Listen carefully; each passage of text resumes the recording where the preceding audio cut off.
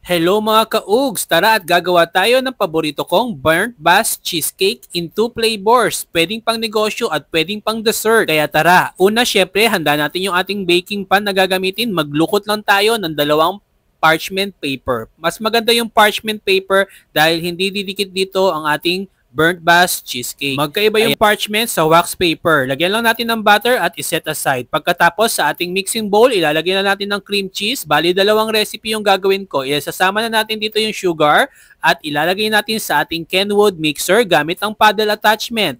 Ibi-break lang natin ang ating cream cheese.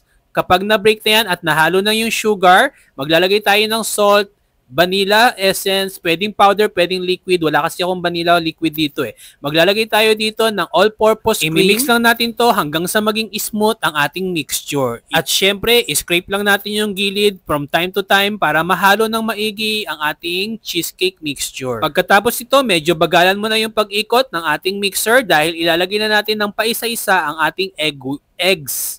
Ating mga itlog. Remember, wag mo masyadong bibilisan para hindi mapasukan ng hangin ang ating mixture, ang dahilan ng pag-alsa ng ating burnt bass cheesecake. At kapag nahalo na ang mga itlog, maglalagay rito tayo ng harina. All-purpose flour yung ginamit natin dito. Ayan, hahaluin lang natin hanggang sa mahalo. Wala nang trace ng flour sa ating mixture. Pagkatapos, ilalagay na natin ito sa ating baking pan.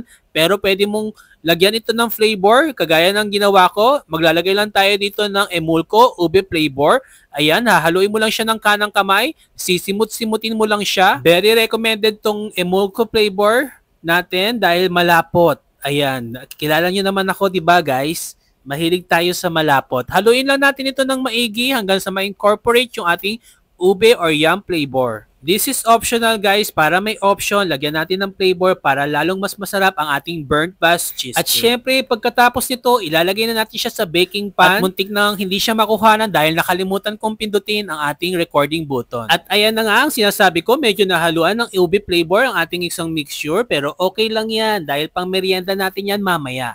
Papantayin lang natin yung ating ibabaw para ayan, para maganda yung pag-bake natin. Kailangan pantay. Yan, ginagamitan ko lang siya ng barbecue stick. At i-bake natin ito sa preheated oven ng 210 degrees Celsius ng 40 to 50 minutes. At after 45 minutes, ayan, medyo jiggly pa yan pero ang ganda ng pagka-bake ng ating burnt bass cheesecake, ube flavor at classic. Papalamigin natin pagkatapos ilalagay natin sa chiller ng 6 hours para mag-set at ayan na nga, napakaganda. At syempre, hindi na natin ito patatagalin, kailangan na natin itong matikman at siguradong nag-aantay na si Crush kanina pa. At sana masubukan yung gawin, pwedeng pang negosyo, pwedeng pang dessert, at syempre pwede mong araw-arawin. At pwede mo ring maya-maya or kaya gabi-gabi. Mag-follow lang para sa marami pang tips at recipe tutorial na talagang mapapa-ugs ka sa sarap. Ugs! Ugs!